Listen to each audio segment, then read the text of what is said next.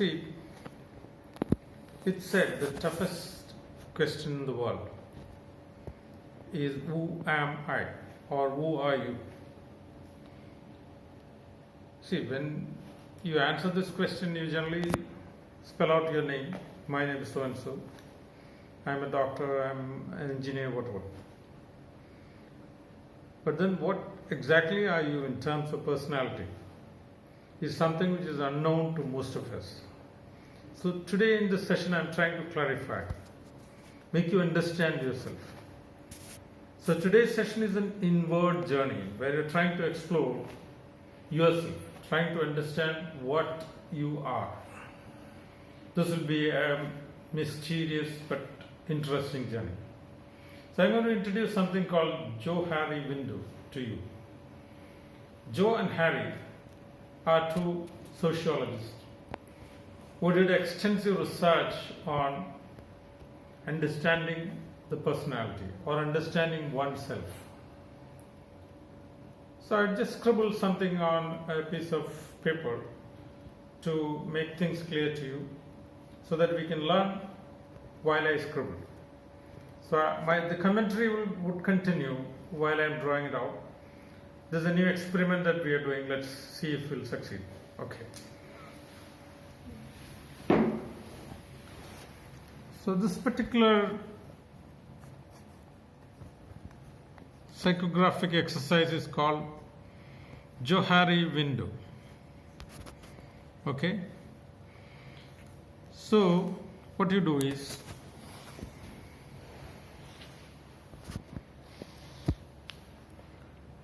on the x-axis you plot self-knowledge, means how much you know yourself. Okay, you have low and high. On the y-axis you plot others' knowledge of you, means how much others understand you. Okay, and you have low, high. Okay, now we have 4 compartments.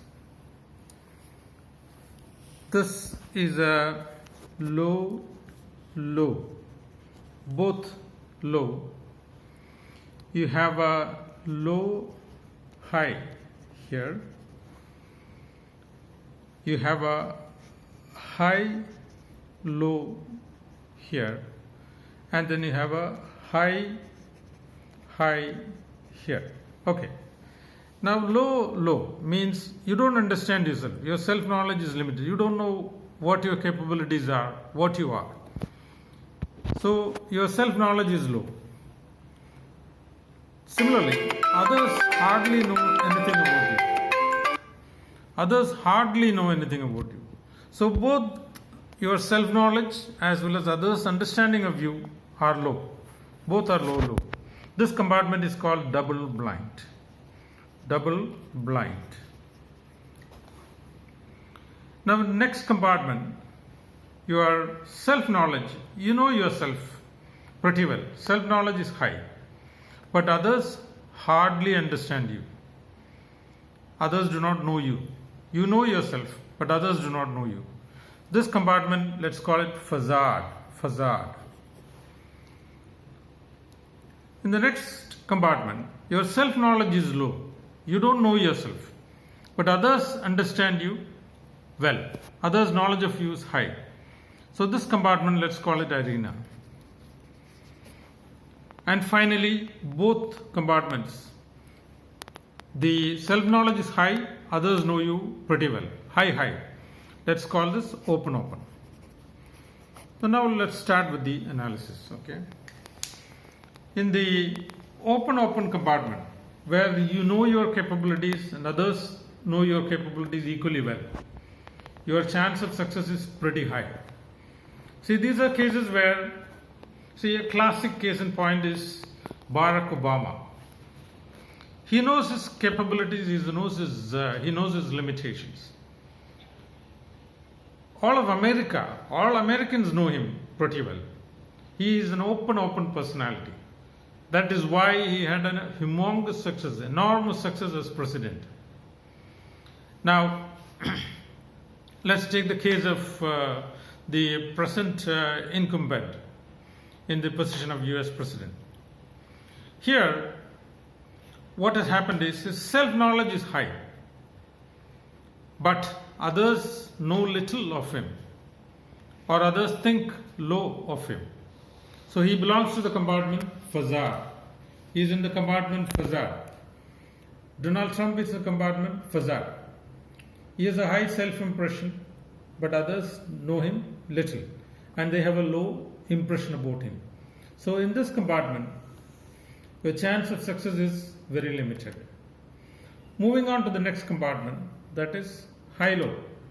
This is a case where your self-impression is low, but in fact, others think very high of you. This is called arena. In this compartment, what happens is, though you have a lot of capabilities and others have very high appreciation of you, your self-assessment is low. So chance of success is very limited. Arena. See here in Fazad, you have an exaggerated self-impression, but others do not think so much of you. Again, catastrophic failure. Now in this compartment, there is hardly any chance of success because your understanding of yourself is low, others' understanding of you is low, double blind, sure failure.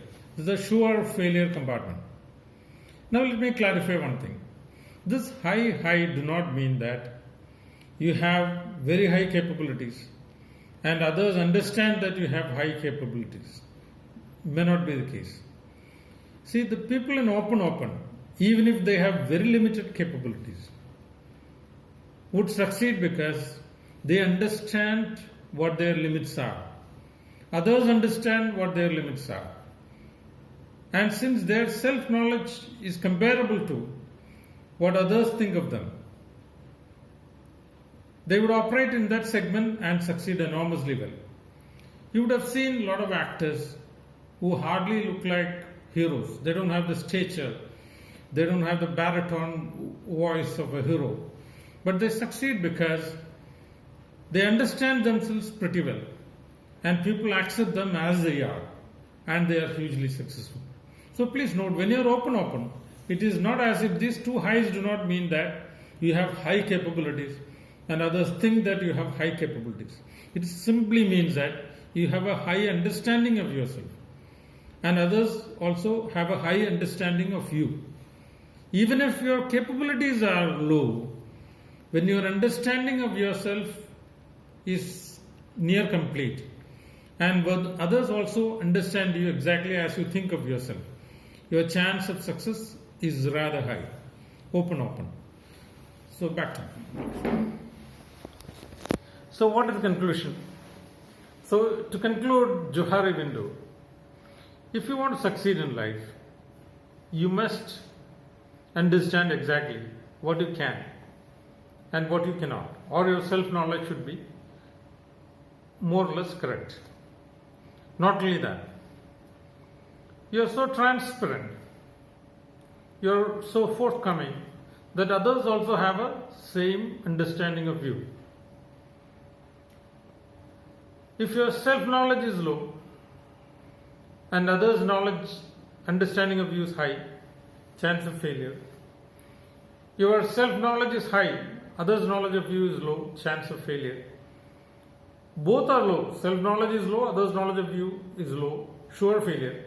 You succeed only when you understand yourself really well and others understand you equally well. This is called open in Johari window. So how to test this, we'll check out in a future session. Thank you very much.